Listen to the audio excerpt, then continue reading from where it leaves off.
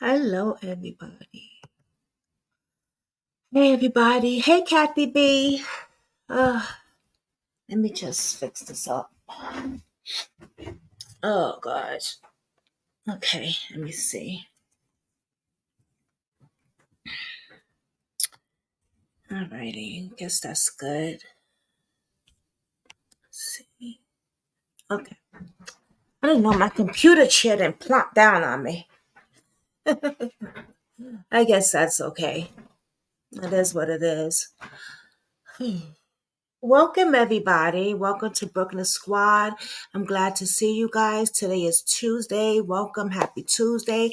Hey, Kathy B. Thank you for joining me. You know, I always appreciate you joining me. You're a very big supporter. Thank you so much. So, guys, today is wow. I'm a little stunned because the case that I'm going to do now, um, I was looking into some more things on it and I just found out a few more extra things on it. And I was like, ooh, broke my heart for such a young girl. Broke my heart for such a young girl. Um, so we're going to talk about that. And I'm going to show you some video, actually, some content of another. Well, there's a lot of content creators actually that was talking about her. But I'm going to show you a video of a content creator that I'm subscribed to that was talking about her. So let's get into it. I guess I'll just wait for a few, but I'm going to just talk a little bit about her. Wow, that really bothered me what I just heard. I'm going to share with you guys. And if you a lot of you ladies have kids and gentlemen, you have kids, so what I'm about to share with you is going to shock you. Okay, it's going to shock you. It might make you mad, but it's going to hurt you as well.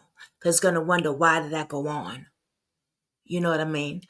So welcome to Brooklyn Squad. Please share this video. This is very important because this is a cold case. And this case, well, the case is not cold. The case is not closed. So I don't know if it's a cold case. The case is still open, actually. But it is a very old case. So please share this video so that other people would know about it. And hopefully, something could magically happen, like the monster that took this little girl could just bring her back home. We are talking about Bianca. And I have a sister named Bianca, a biological sister who I haven't seen in years. Her name is Bianca, too. Okay? Bianca Lebron is this little girl's name. Now, this happened in Connecticut, right? And she was only 10 years old when she went missing. Okay? She was 10 years old when she went missing. And what makes me so upset about this case, besides what I just heard just now, is that she was right in front of her school. Right there in front of the teacher. Right there in front of the teacher. Okay? So we have a smart, bright, young, cute little girl, 10 years old, right? And before I tell you this story, let me just tell you, allegedly, right? Bianca's mother does not have any brothers at that time. She didn't have any brothers. And I'm saying that for a reason.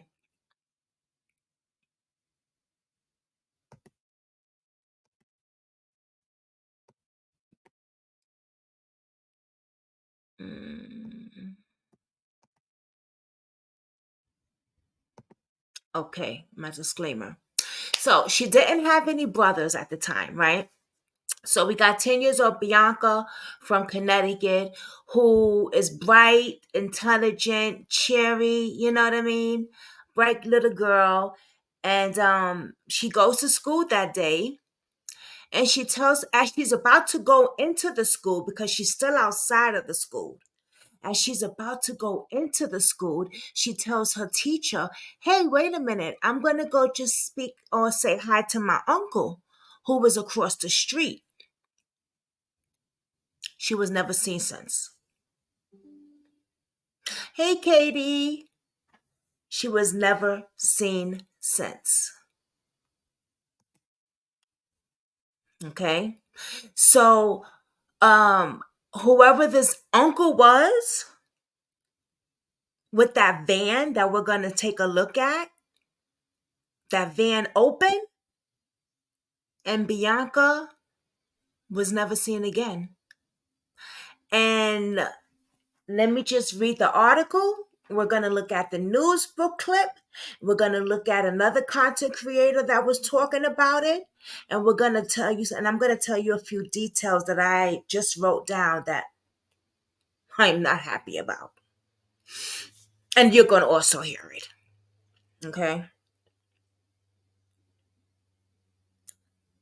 This happened 20 years ago. 20 years ago. Hey, Julie. Thank you for joining, babe. This happened 20 years ago.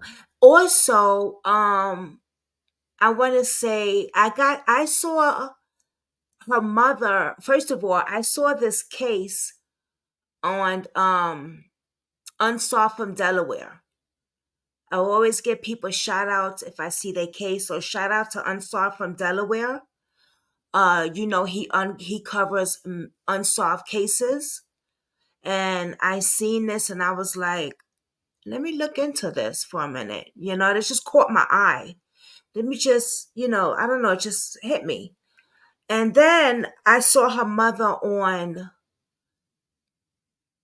not Judge Winter, what's that show? Oh my God. The Murray Show. Now, we know Murray always talking about, "You ain't my baby daddy." That's what his show is known for, or cheating or something like that. Once in a while, he'll do other stuff. But this time, it was on missing children. And Bianca's mother was on there. And we're going to take a look at that clip if YouTube don't be bugging out on me today every time I try to show something. All right. So that's how I found more out about it. And I was like, I want to bring this to light also. You know, let me talk about this case.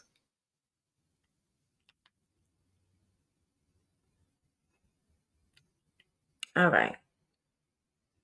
This happened in Bridgeport after 20 years ago. Wow.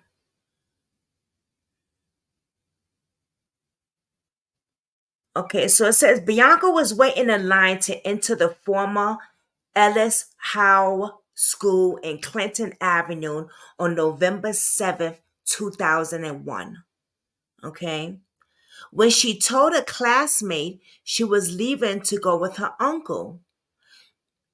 It wasn't a classmate, first of all, it was the teacher. I don't know why they said classmate, but it was the teacher.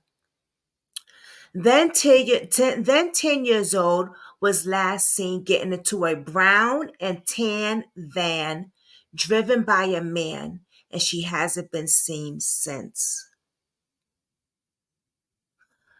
Officials previously said Bianca did not have an uncle, and the nationwide missing unidentified person system entered her into the system.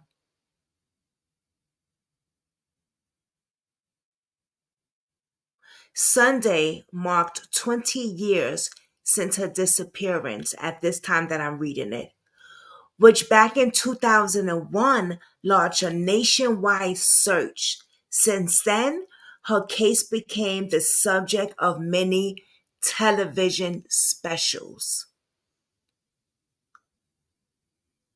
And I'm pretty sure it had to be. I'm wondering if it was on probably was on America's Most Wanted. It probably was. I definitely know it was on Murray because I seen it myself.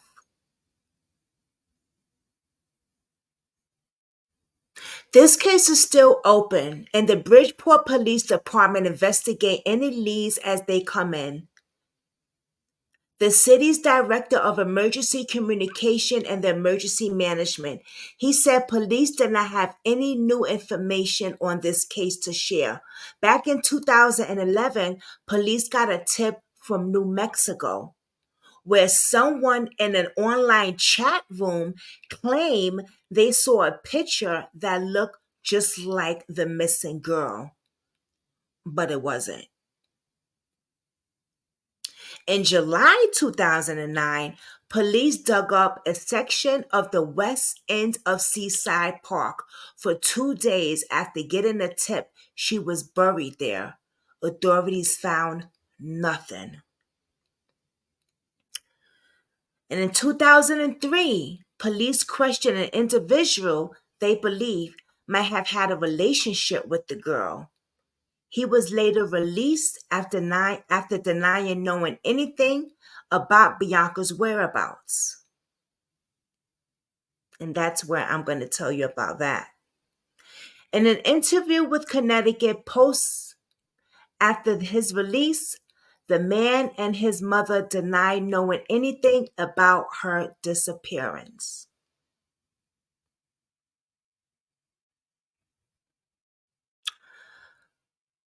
Camilla Torres, Bianca's mother, described her daughter as happy child who loved school.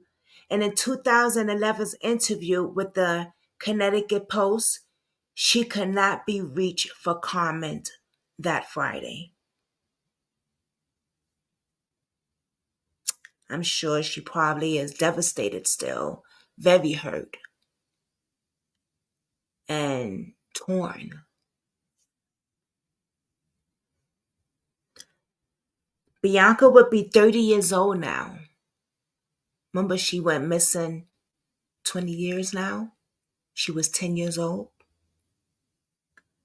Authorities have generated an age progression photo of what they believe resembles what Bianca would look like more recently. She has a birthmark on her forehead. She has brown hair and hazel eyes.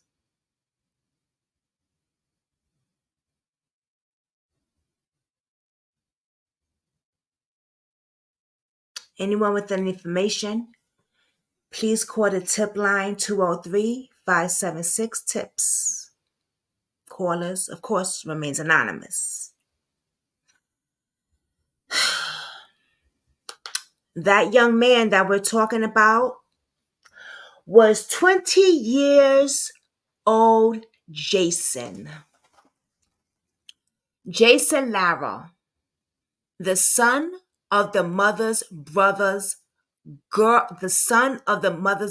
late girlfriend to Bianca. So this guy who they questioned was the mother's late brother's girlfriend's son. And it was told that him and Bianca was kissing and they were in a relationship. That's the part that got me pissed. She's 10 years old. 10 years old. She doesn't know what a relationship is. What do you mean they were kissing and they were in a relationship? What the fuck? She's a baby. Are you kidding me? No, what that's called is grooming and pedophile. That's what that's called. And you know what else?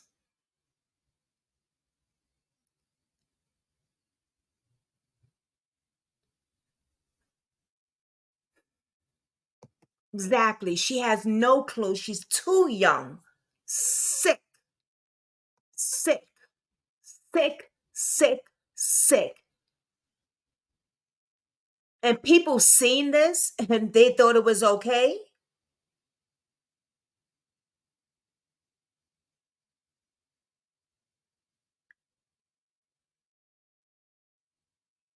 I was gonna say something out my mouth, but then it might bite me it might happen to me. I was gonna say that they need to have acid thrown in their fucking eyes.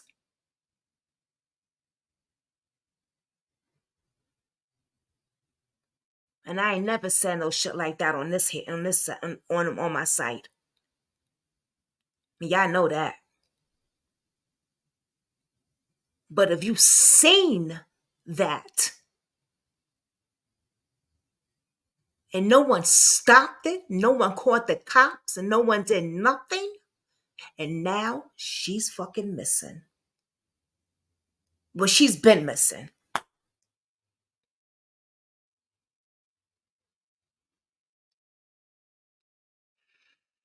Ooh.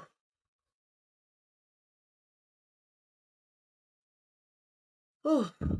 Breathe, Brooklyn, breathe. Breathe. You getting mad ain't gonna bring that girl back.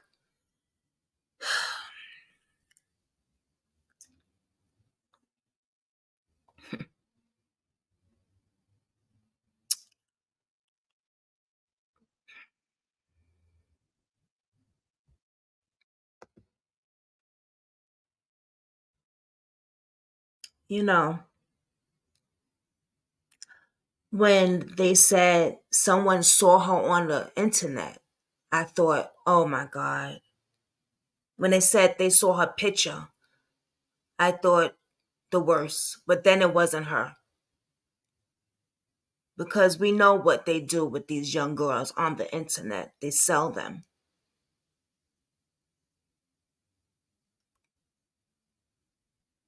But then they said it wasn't her.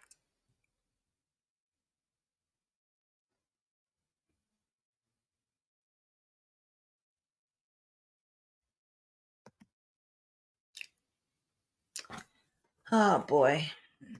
I'm gonna show you the news clip and some other things.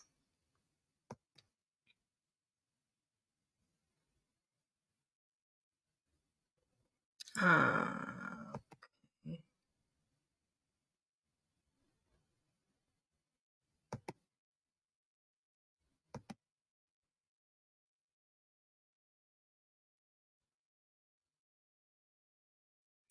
I wonder if I could turn this up a little bit. Let me see. Loud enough. I'll turn it up a little bit more. Okay. This was the last place that 10-year-old Bianca Lebron was ever seen. It was exactly 10 years ago when she was standing outside of her school, saw a brown van approaching on the street, got inside of it, and hasn't been seen since. It was around 8:30 in the morning on November 7th, 2001. Bianca Lebron was lined up with her classmates getting ready to head into school for the day when police say she saw someone she knew, a man she referred to her friends as her uncle, inside of a brown van that had pulled up behind the school. Her friends were out there. She turned to her friends and says, "Hey, my uncle's going to take us to the mall. You want to go?" Her friends declined, and Bianca got in the van and hasn't been seen since. No one, not her friends, parents, or police, seems to know the identity of the man she called uncle. One thing is clear, she knew the man and didn't think twice about taking off with him. One resident who lived right across the street from the school remembers seeing the brown and tan conversion van driving back and forth the morning she disappeared. It would slow down, then it would go, then it would park down, then it'll come back down. So we're figuring, they're waiting for somebody to come out from the school. Bianca's friends got a glimpse of the man inside the van and were able to help police put together this sketch. Still, the man Bianca seemed to know well appears to be a stranger to everyone else. No one recognized the sketch given to us by the witnesses. It is bizarre. Maybe she had something secret going on. We don't know. And maybe the family wasn't aware. It remains an active case. Detective Burke remains hopeful Bianca will be found alive. The family's still suffering. They want to believe that she's going to be found, and so do we. And so, now wait a minute. Now that's something different. Hey, Arden Fox, that's something different because I didn't hear that. I heard that the teacher, she told the teacher, I'm going across the street to say hi to my uncle. But they saying that it was the friends, and then she said to the friends, "Oh, do you want to go to the mall?" And I am so glad those friends said no. Oh my God. Oh wow. So this is something I didn't. Okay. Oh wow. Interesting. Wow. So does the community, a community that 10 years later is still haunted by the disappearance of this young girl. I'm a parent myself, and my daughter, she goes to Central High School, and I make sure she goes in every morning and pick up in the afternoon too. Because of this case. Correct. I don't trust anybody. Bridgeport police say they have received several tips over the years, although Right, none have Katie. proved credible.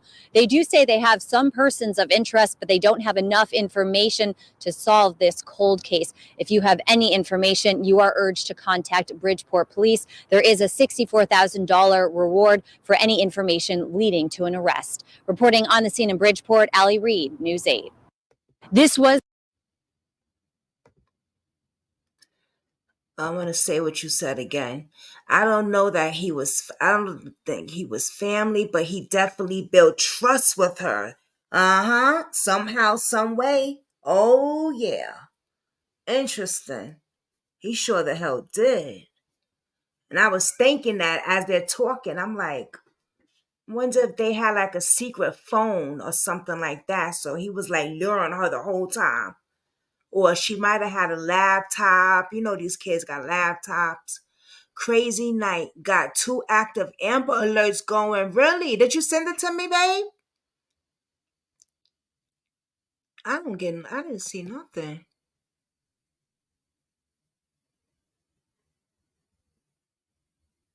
Oh, wow. I got a new case too going on.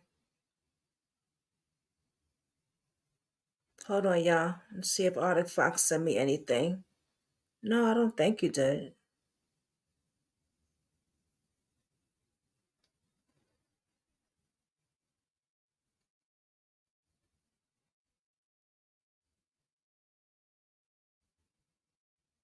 Oh, no, I didn't get anything from you. Um, Katie, that's unfortunate what these groomers do. And as much as we try to educate parents, it seems like it's not enough. Exactly. Because they were saying that, they were saying that, hey, don't, hey, I forgot what your thing, your thing be saying. But they were saying that she was seen kissing this other man, another man who was 20 years old and stuff like that. So that's the part that shit got me so tight. I'm like, who the hell think it's okay for her to be kissing a 20 years old man, a friend to the family?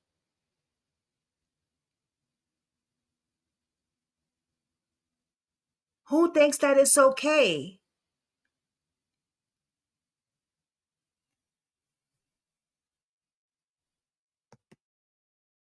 You're right. I've noticed more Amber Alerts here in New York City lately too. What is going on? Oh, new C, NC, NC. I'm sorry. Don't be hating. Yes. I got it after I thought about it. Yes.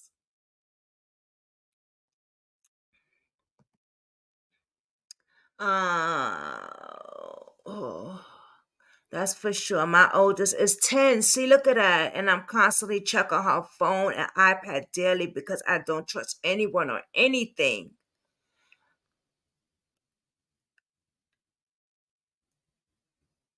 All right, thank you, Artifox. I will definitely get to it right after this because I also have a new case that I'm bringing to you guys. It's a brother and sister case, and the family member will be on here. I'll be doing the interview. So,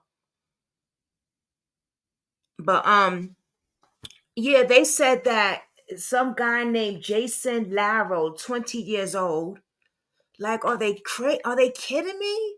They questioned him and they let him go because he said, oh, he doesn't know where she's at. Him and his mother don't know where she's at. I want to show y'all a video that I'm subscribed to her, so I'm going to put her link down there, of course, and everything.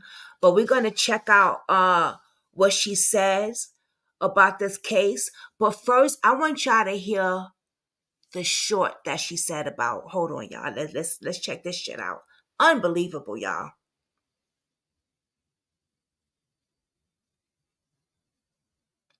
Unbelievable.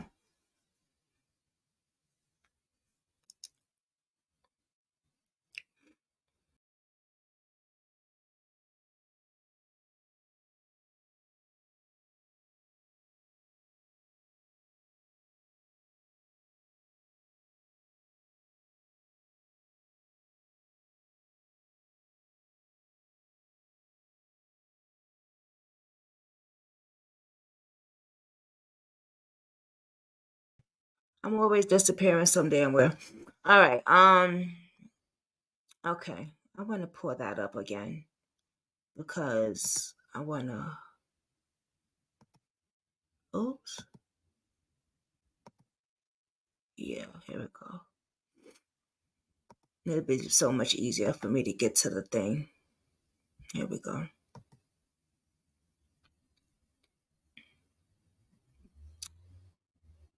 All right, this is, but I want y'all to hear her. Tax season is here. Yes. And there are a lot of people expecting a short, honey. Hold on.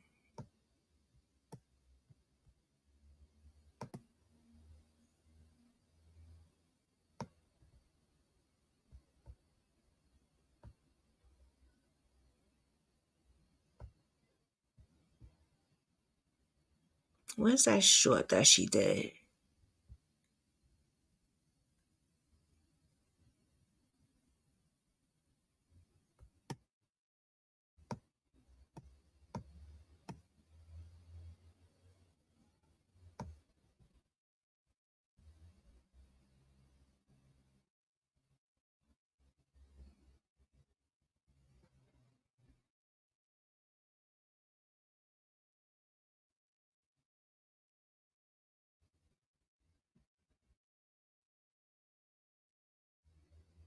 Oh, here it is.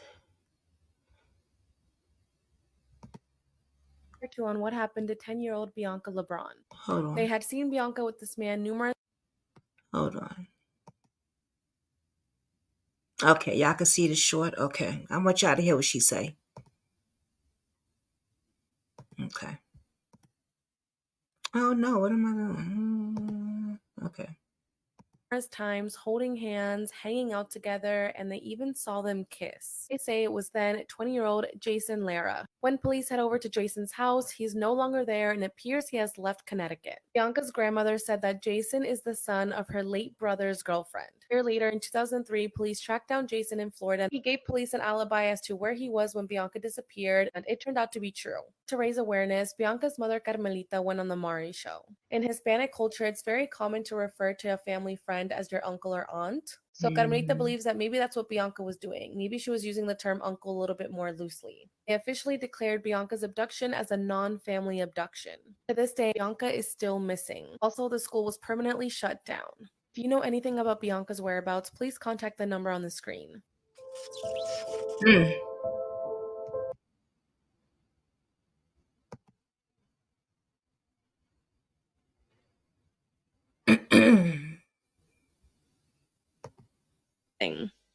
When Bianca's family heard from the school,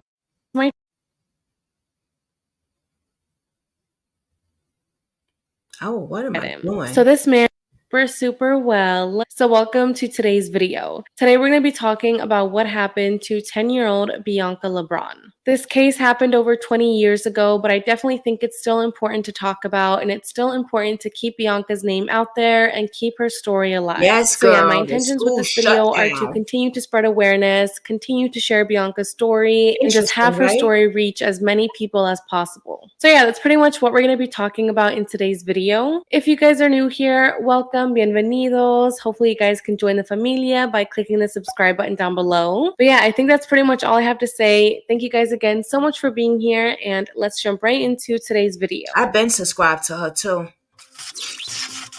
But let me share her thing.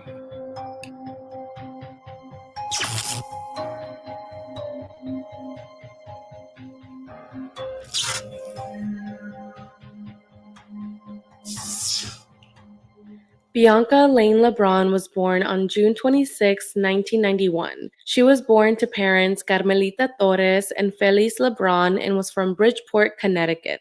Her parents eventually separated, but they were still on good terms and very present in Bianca's life. She was a fifth grade student at Elias House School located on Clinton Avenue, and Bianca actually lived very close to this school. At the time, she was living with her mother, her stepfather Angelo, and her younger sister. She had a lot of cousins nearby, so they would all meet up in the morning and walk to school together. Now, Bianca was a very good student. She always did her homework, she enjoyed attending class, and she never skipped school. She even liked to play as a teacher when she would play with her younger cousins, and she would actually help them with their homework, so she was just very studious. Her hobbies included dancing and singing to all types of music, and she enjoyed shopping at the Milford Mall, which was near her family's home. She also had a pet hamster named Nina, and honestly, everyone describes her as being a friendly and happy child. She was always smiling, she would ride her bike around the neighborhood and play tag with her cousins and friends. Bianca just had a very outgoing personality and just seemed like a genuinely happy child.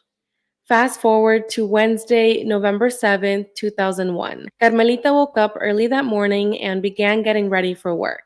At around 8 a.m., she headed over to the kitchen and saw that Bianca was sitting at the kitchen table. She was just having some breakfast while she waited for her sister to get ready for school, and she was waiting for her cousins to come over so that they could walk to school together like they did every single morning. Bianca was wearing some khaki pants, a green and brown camouflage shirt, and a blue jean jacket. So as Bianca was sitting there having her breakfast, Carmelita quickly gathered all of her things for work and told Bianca, "Bye, I'll see you later." And then she walked out the front door and headed to work. A few minutes later, Bianca's sister and her cousins were all ready to go, and they began making their way to school. She got there at around 8:30 in the morning and was outside of the school waiting in line to check in for class. As Bianca was standing in line, a two-toned brown-colored van with tinted windows pulled out in front of the school. When this van pulled up, Bianca told her teacher and some of her classmates that she actually wasn't going to be attending class that day and that instead she was going to go on a shopping trip with her uncle. She asked some of her classmates if they wanted to go shopping with her and her uncle, but they declined. See, I knew she told the teacher too. Right. Because I've seen that somewhere else. She not only just told the classmates, remember, she told the teacher as well. And the teachers are at fault for that shit. The hell? Crazy ass teacher. They should have. So after Bianca tells her teacher and her classmates that she's leaving on this shopping trip, she makes her way across the schoolyard, gets inside the brown van, and then the van drives away. Now, for some reason, this teacher did not report any of this. He didn't walk with Bianca to confirm that this was actually her uncle. He didn't call her parents to confirm that she was missing school to go shopping. He literally did nothing. All he did was mark Bianca as absent, and then he went about his day. A few hours later, at around 4:30 p.m., Bianca's family realizes that she hasn't made it home from school yet. Now, they weren't really too worried at first because normally Bianca would go hang out with her cousins after school, or sometimes she would go hang out at a friend's house. So they figured that this is most likely what happened and that she had just forgotten to let them know. However, when 8:30 p.m. hit and Bianca was still not home, that's when Carmelita knew that Sure. something was wrong. She began calling all of Bianca's friends, all of her cousins, all of her family to see if anyone had seen Bianca, but unfortunately, no one had seen her since 8:30 that morning. This is when Carmelita decided to call the Bridgeport Police Department and report her daughter as missing. When Bianca's family heard from the school that she hadn't shown up to class and that she had ditched school to go shopping with her uncle, they were completely shocked. They literally were like, "What? Like, what do you mean you just let her walk away, get inside a van, and drive off?" They were so confused why this teacher did absolutely nothing to confirm this information or to notify the parents that Bianca was gone. To add to that, Bianca did not have an uncle. Carmelita says that she doesn't have any brothers and that no one in her family drives a brown van. So why did Bianca call this man her uncle, and who was he? Well, Bianca's classmates were able to provide a pretty thorough description of this uncle. He really didn't try to hide his identity. It's not like he showed up wearing a hoodie with a hat and sunglasses and was trying to hide who he was. This man literally showed up in broad daylight in front of all these people and willingly showed his face. So this man didn't really care if people got a good look at him. So this man is described as a Hispanic male in his 20s or 30s, about 5'10" with an average build. He had short, curly, black hair, long sideburns, and a beard. He was wearing a long-sleeve blue Gap pullover shirt, FUBU jeans with an image of Fat Albert on the right back pocket, and brown Timberland boots. This is the sketch that police made of this man, and Bianca's family says that they have no idea who this could be. As I mentioned earlier, Bianca didn't have any uncles, no one in the family drove a brown van, and no one they knew matched the description of this man. So a neighbor that lives across the street from the school said he remembered seeing the brown van driving up and down the street the morning Bianca went missing. One resident who lived right across the street from the school remembers seeing the brown and tan conversion van driving back and forth the morning she disappeared. It would slow down, then it would go, then it would park down, then it'll come back down. So we're figuring, they're waiting for somebody to come out from the school. So this uncle That van looked creepy as heck anyway. Those are those old back in the day vans. That van looked creepy.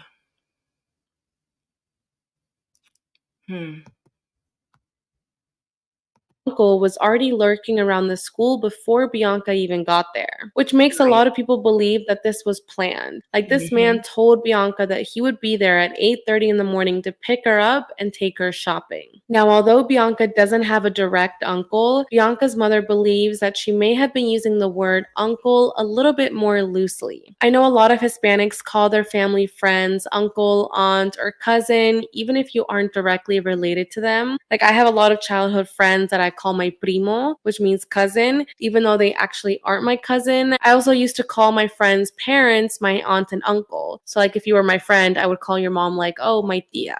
You know what I mean? So maybe that's what happened with Bianca. She definitely felt comfortable with this man because she was willing to skip school, which, as I mentioned earlier, is not something that Bianca did. So if she was comfortable enough to do that for him, maybe she was comfortable enough to call him her uncle. However, if that's not the case, it could be possible that this man was lying to Bianca and told her that he was her uncle in order to gain her trust. Either way, the Bridgeport Police Department looked into all of Bianca's family. They thoroughly investigated all of her relatives, they investigated any uncle she could possibly have, and they also investigated her parents, and they cleared everyone. They don't believe that Bianca's family is involved, and they have now labeled her abduction as a non-family abduction. So at first, Bianca's disappearance received very little coverage. There really weren't that many news stations talking about Bianca's disappearance, but this wasn't going to stop her family from doing whatever they could to spread awareness. They would go around town putting up flyers of Bianca, they would hold search parties, and her parents even did a couple of press conferences. They also searched the mall, they talked to all of her friends. I mean, they literally looked everywhere, but there was just no sign of Bianca. She went missing on a Wednesday, and it wasn't until Saturday when the news finally reported on her disappearance. This then sparked a nationwide search for Bianca, and her disappearance was featured on America's Most Wanted, and her mother actually went on The Maury Show to talk about her daughter. On The Maury Show, they had a psychic take a trip to Bianca's neighborhood and to her school to see if maybe he could feel or see something that could help find Bianca. But this psychic said that whoever took Bianca is not a relative and that it's someone that has been watching her for a while and is into little girls. He also believes that this man used Carmelita's name as a ruse to gain Bianca's trust. So maybe it's what we mentioned earlier about this man lying to Bianca and saying that he's actually her uncle. Maybe he did lie and was like, oh yeah, I'm your mom Carmelita's brother. You know, I know your mother. Right. And that's how he was able to gain her trust. So yeah, Bianca's mom was on the Maury Show. They had the psychic and she basically just talked about what happened the day Bianca disappeared and how you can help find her. That is the nightmare that my next guest, Carmelita's reality. Her innocent 10-year-old daughter, Bianca Lebron, was waiting in line at the schoolyard when, according to witnesses, she was lured away by a predator.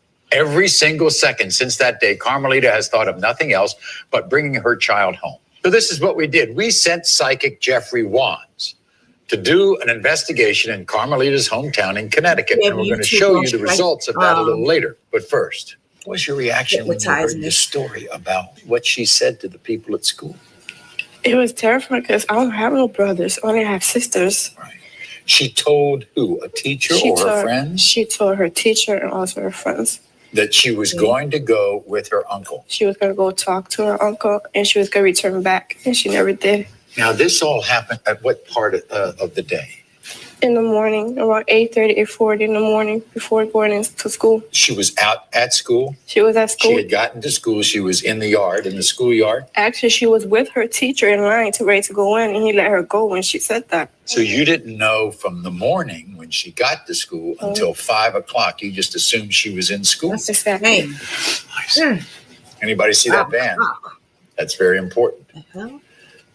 And do you have a sketch of what the man looked like who said that's the man who claimed to be her uncle? This is the sketch? Yes. So, one way or another, is Carmelita going to get closure? I think most definitely coming up that this is going to get resolved. I definitely think it's great that Carmelita was able to go on the Maury Show because it's definitely a great platform to spread awareness. You know, his show reaches a lot of people, so I'm super happy that they were given that platform. So 6 months went by after Bianca's disappearance, and there really wasn't any serious movement in her case. It wasn't until some of Bianca's friends told police some pretty shocking information. They told police that Bianca had a secret boyfriend. They said that this was an older male and that they had seen Bianca with this man holding hands, hanging out, and they had seen them kiss. When police asked her friends if they knew who this boyfriend was, they said that it was then 20-year-old Jason Lara. So police make their way to Jason's house to speak to him, but he's nowhere to be found. He was gone. So while police were trying to track down Jason, they spoke to Bianca's family to see if they knew about this secret boyfriend. And it turns out that they did know who Jason was, but they had no idea that they were dating. And I hate to say dating because that's not dating at all. I mean, she's literally 10 years old and he was. Exactly. Hey, Unsaw Delaware. Yes, I gave you a shout out earlier as I told them that I seen this on your Facebook. And I wanted to cover it. I have a sister named Bianca. So yeah. Yes, I was giving you a shout out earlier. Shout out to Unsolved. The fact that they keep saying boyfriend drives me crazy. She's 10 years old. She don't know about a boyfriend. For God's sake, this was a predator.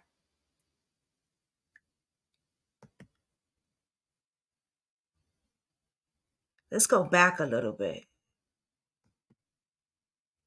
Had a secret boyfriend. They said that this was an older male and that they had seen Bianca with this man holding hands, hanging out, and they had seen them kiss. When police asked her friends if they knew who this boyfriend was, they said that it was then 20-year-old Jason Lara. So police make their way to Jason's house to speak to him, but he's nowhere to be found. He was gone. So while police were trying to track down Jason, they spoke to Bianca's family to see if they knew about this secret boyfriend. And it turns out that they did know who Jason was, but they had no idea that they were dating. And I hate to say dating because that's not dating at all. I mean, Right. she's literally 10 years old and he Right. was 20. So it's not dating, it's grooming. So Bianca's grandmother, Sonia, said that Jason is the son of her late brother's girlfriend. So he isn't directly related to Bianca, like he's not blood. The only way he's Yeah. related to her is because his mom is dating one of Bianca's relatives. Mm. So Sonia said that Bianca does know who Jason is and that she would often go hang out at his house, but that she doesn't think that they were dating because she's just so young. You know, she's a baby, she's 10 years old. There's no way she could be dating a 20-year-old man. Right. I also read another report that stated that Bianca's friends told police that she would often go hang out at her uncle's house because a boy that she liked lived there. So maybe that boy was Jason. Police also learned that one of Jason's friends drove a brown van similar to the one that Bianca was seen getting into. So after learning all of this, of course, police wanted to go speak with Jason. However, it wasn't until a year later in 2003 that police were finally able to track him down in Florida. While he was in Florida, he was actually charged with forgery because he had written a false name on a check. So while he was arrested for that, police used this opportunity to speak to him about Bianca's disappearance. Now, he denied knowing anything about Bianca's whereabouts. He says he had nothing to do with her disappearance, and he says that any allegations against him about kissing Bianca and being involved in a romantic relationship with her are completely false. His girlfriend at the time, who he had been dating for a couple of years, also said that these allegations were completely insane and that there's no way he was in a relationship with a 10-year-old girl. Jason also gave police an How the hell would alibi she for know? where he was when Bianca disappeared. Of course, police went to go check out his alibi, and it turned out to be true. They were able to corroborate his alibi, so they never named him a suspect, and they no Yeah. longer believe that he's Crazy. involved in Bianca's disappearance. I definitely think it's strange. You know, like, why would Bianca tell her friends that he was her boyfriend, and why would they say that they've seen them kiss? I feel like And why the hell would it take so long to go track? Why did it take that long to go track him down? Oh, because he changed his name and all that stuff. Oh, yeah, that's right. Duh. This is a shame, man. This is pitiful. I think that they should have done more, but once they tracked him down, it was after a year. And his girlfriend, she need to mind her goddamn business because was she there? The fuck? How old is she? 11?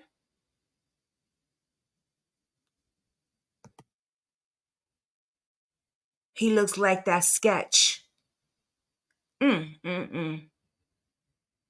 They should have swiped his house down. Swiped his house down.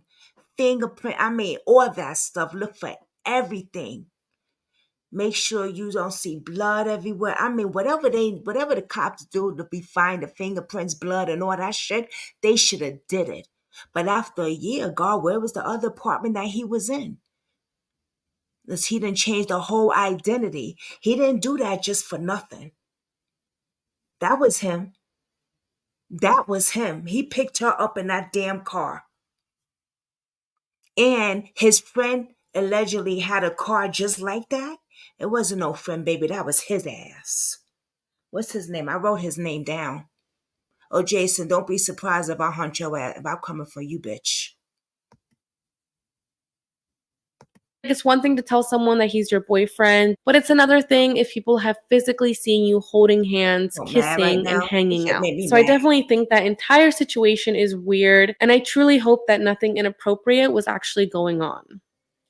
After this, 6 years would go by without any new movement in Bianca's case. In 2009, the Bridgeport Police Department received a tip letting them know that Bianca's body could be found in the west end of Seaside Park. This tip led to a 2-day excavation of the site, but nothing was found. Then in 2011, police received a tip from someone in New Mexico where someone in an online chat room claimed they saw a picture of a girl that looked like Bianca. So police went, they investigated this tip, but unfortunately it led to nowhere. Bridgeport Police Detective John Burke is in charge of Bianca's case, and he says that every tip that comes in, whether it's small or large, is thoroughly investigated. He has boxes of files pertaining to Bianca's disappearance, and he has hope that one day they will find her. But unfortunately, to this day, in August of 2022, Bianca has still not been found. It's been over 20 years since she was last seen, and she would be in her 30s now. The Bridgeport police says that the case is still open and they continue to need the public's help in finding Bianca.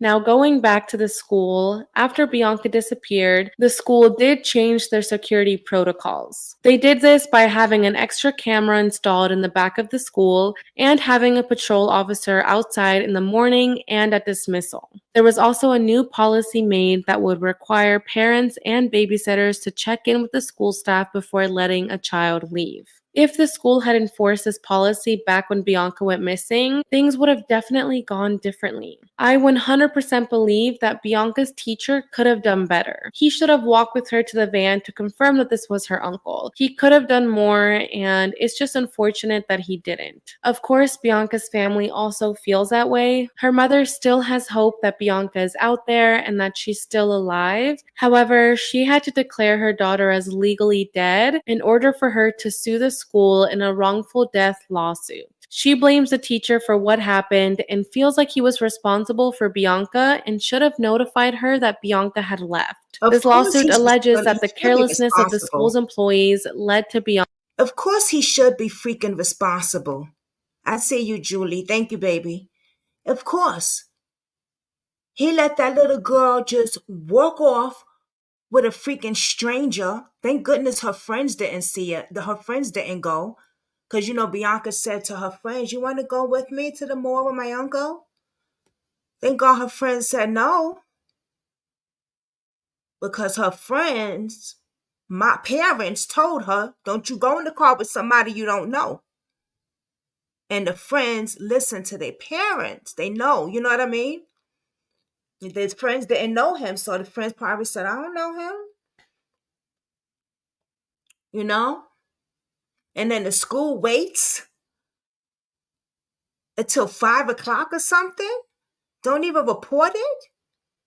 Man, I would have had lawsuits all over that goddamn town. Make me so damn mad. Shit. Bianca's death. Now, the teacher who let Bianca leave was suspended with pay, and eventually the school permanently closed. In 2008, the city agreed to settle, and they paid the family $750,000. Of course, this doesn't make things right, and it doesn't bring Bianca home. When a parent drops their kid off at school, you expect them to be safe and be taken care of by their teachers and the staff at the school. You expect that the teachers are going to watch over them and do whatever they can to protect the children. To learn that your kid literally told a teacher that she was going to ditch school in order to go shopping with an uncle, and this teacher did absolutely nothing to confirm this or to stop this, is just terrible. It's very sad, and I definitely think every school should have a better system in place. Every year, Bianca's family holds a prayer service on the day she disappeared, and they release balloons with pictures of Bianca into the sky. They say that even if they can't have Bianca back, they at least want closure. They just want to know what happened and who was responsible for this. Carmelita says that she keeps asking herself, why me? Why Bianca? Why this family? She says that this is something she can never forget and that she lives with it every single day. She still pictures Bianca sitting at the kitchen table having her breakfast, and she says that this image is forever frozen in her mind because it's the last time she saw her daughter. Bianca's grandmother, Sonia, Sonia has a picture frame of Bianca sitting on her table next to her bed. She says that she loves having Bianca's photo there because she's the first thing she sees when she wakes up. She hopes that one day she'll be watching TV and she'll see Bianca's photo appear on the screen and they'll say that they found her, just like what happened to the missing women from Cleveland. So just to give a quick refresher, Amanda Berry, Michelle Knight, and Gina de Jesus were 3 girls from Cleveland, Ohio, who were found alive after they had been kidnapped and held captive for over 10 years. Which is just crazy. I feel like that's every family's dream, is to eventually be reunited with your loved one. And the fact that they were held captive for so many years and were finally able to escape, it's just very empowering and very inspirational for other families. It gives them hope that maybe this will happen with their loved one. Sonia says that when she heard the news about the girls being found, of course she was happy for them, but she also said, I wish that was us. I wish that was Bianca on TV. I wish that she had been found and that she was coming home to us. Hearing about the Cleveland girls definitely gave Bianca's family hope that Bianca is still out there and that there's a chance she will be found one day. Detective John Burke also says the Cleveland case is the perfect example of why you never give up. And I truly hope that the police never do. If you know anything about what happened to Bianca or about her whereabouts, please contact Detective John Burke at 203-581-5183 or the Bridgeport Police Department at 203-576-TIPS. You can also contact the Center for Missing and Exploited Children to leave an anonymous tip at 1-800-THE-LOST. Now, there is a $64,000 reward for any information leading to Bianca's whereabouts, so please share her flyer, share her photos, and let's keep her case going. Here is an age-progressed photo of Bianca. I know it's been over 20 years since Bianca was last seen, and that's why it's so important to continue to talk about her, continue to share her flyer, and keep her case going. We definitely don't want this to turn into a cold case, so I hope by making this video, we can spread as much awareness as possible. But yeah, you guys, that's pretty much all I have for today's video. I told you it was a very crazy case. I mean, the fact that this man literally went in broad daylight in front of all of these people and didn't even try to conceal his identity, it's just very bold. My thoughts and prayers. Wow. Bold is. Yeah. I have a lot of questions. And I'm sure, well, we talked about it over here. I'm sure you guys had a lot too. Like, first of all, Unsolved Delaware, shout out to you, man. And, keep doing what you do because you be putting them out. And I'm grateful that, you do your thing, man. For real. You and Arctic Fox, man. You guys inspire me. And what you said was so true. Why didn't they do a lineup? Why didn't they do a lineup? You know what I'm saying? Like, because the other kids seen the man. Even though it's been a year, because they took forever to find him, and he changed his identity and everything. Sometimes kids, when something is imprinted in their brain, they remember pretty well. You know what I'm saying? I think they should have took that chance though and did a lineup. And they didn't even do that. But they say they're working hard to go find her. Come on now. It's crazy. Why do I feel like my skin be bothering me? Y'all don't know. Tripping. But it's crazy, man. Then the fact that they seen her kissing this man. And I'm thinking, who the hell is they? But most likely it was the friends. The girl, you got a group of your little friends always talking and stuff like that. Because they said, oh, she goes to her uncle's house to see the guy. Well, the uncle should have been questioned too. Why is the uncle allowing? But he was the well, yeah. Well, first of all, why is the uncle allowing this to happen? But first of all, let me go back. She don't have an uncle. There's no uncle. The mother don't have a brother. So that right there was cap. And I had to remember because I'm thinking, why didn't the uncle do anything? But wait, the mother don't have any brothers. But that's what the little girl was telling the friend. But this man, Jason Lura, was the supposed uncle. Oh, gotcha. Yeah. Which is the 20-year, which is the 20 years old late brother's girlfriend. Hold on. Son of the brother. He's a son of the late brother. So he's not related. He's just there because she's dating somebody in their family. You know what I'm saying? Yeah, and Puerto Rican, well, not even only Puerto Ricans, but people in general would say like, oh, that's my cousin, or that's my uncle, or that's my papa, or that's my, it's always not always Puerto Ricans. Some people would say that's my uncle and that's my cousin. They see you as family members. He wasn't a family member. That motherfucker was a predator. He was luring her. And that's why he knew what school she went to. That's why she was so close and comfortable to him. It was him, allegedly. I bet you it was him. And they let this motherfucker walk.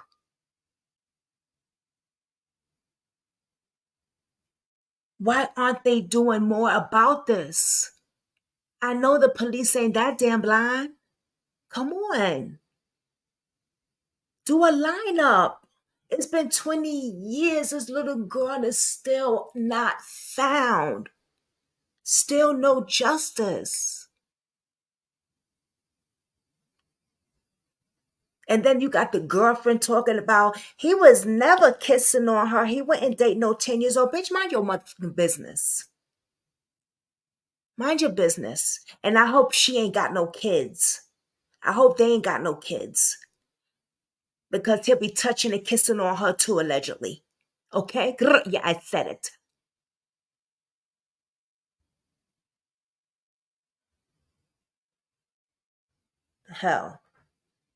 The hell she know? It's been 20 years, bitch. You wasn't with him 20 years ago. Shut up.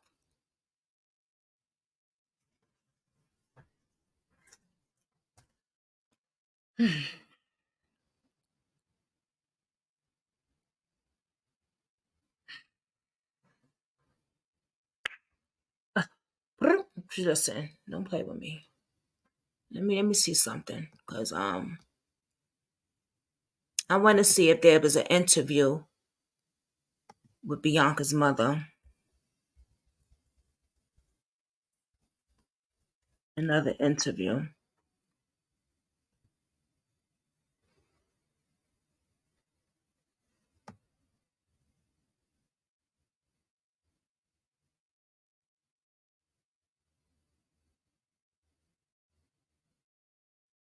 Who's this?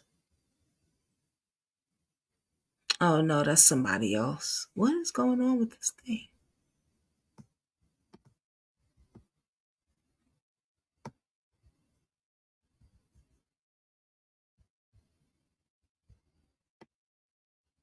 Nope, I don't think so.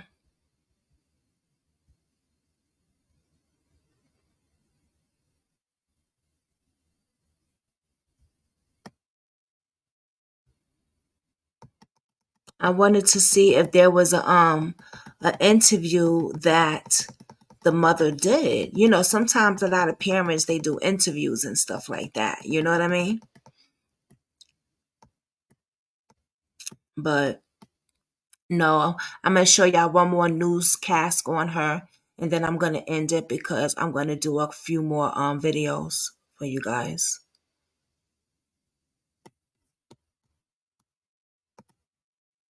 Bridgeport's mom's desperate plea tonight, more than 2 decades after her 10-year-old child disappeared. Frank Recchia reports. Hi, my name is Carmita Torres. 48-year-old Carmelita Torres says the past 21 years have been a living nightmare ever since her daughter, 10-year-old Bianca She's Lebron, so cute. vanished. I miss her. She looks just like I her love mother. her so much. She's my baby. The child was last seen November 7th, 2001, by a teacher at Elias House School on the west side of Bridgeport. She had left with somebody that she said was her uncle in a van. We didn't know that, and that broke my heart more. No? What they want me to know? More than 2 decades later, police say the case has grown cold, but Carmelita telling us she will never stop loving or looking for Bianca, the third of her 4 children. The mom telling us her little girl absolutely loved to dance, showing us this photo of Bianca dancing with her aunt. She was dancing with my sister. And can you do the little dance for me? She was just happy. She would go dance. She didn't care. She didn't care. You dance to have fun. Carmelita says she used to bring Bianca here to Seaside Park. The rocks, the rocks all the way down. Because her daughter loved the beautiful views. You think of the memories, good memories. That's all I have. But she says the best views in the world to her are photos of Bianca, which she still looks at every single day. Well, I'm glad you have a beautiful day today. Yes, it is beautiful. That's why we're blessed. Carmelita telling us she was here at the park at 6 o'clock this morning to reserve this table because the venue famously fills up fast on the day of the Barnum Festival Parade. We're here today to celebrate her and to always say that she's still missing. After 21 years without her daughter, it's been a long, long road for this mom, but she says she'll keep walking it, looking for Bianca, as long as it takes. And we're still doing it to this day. It's not going to stop. We're not going to stop until we find her. In Bridgeport, Frank Recchia, News 12, Connecticut. Okay, I was right, Connecticut. Are you sick of having issues with your... No, I'm sick of predators. The fuck? That's what I'm sick of.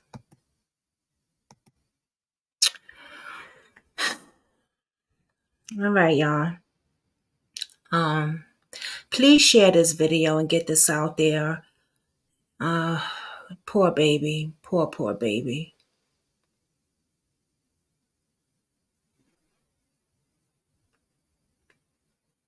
The fact that she was lured and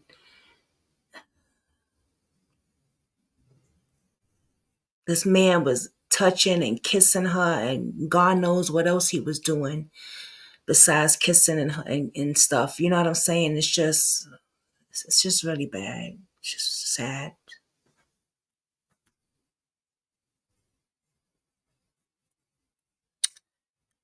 You know, such a young age, being lured like that.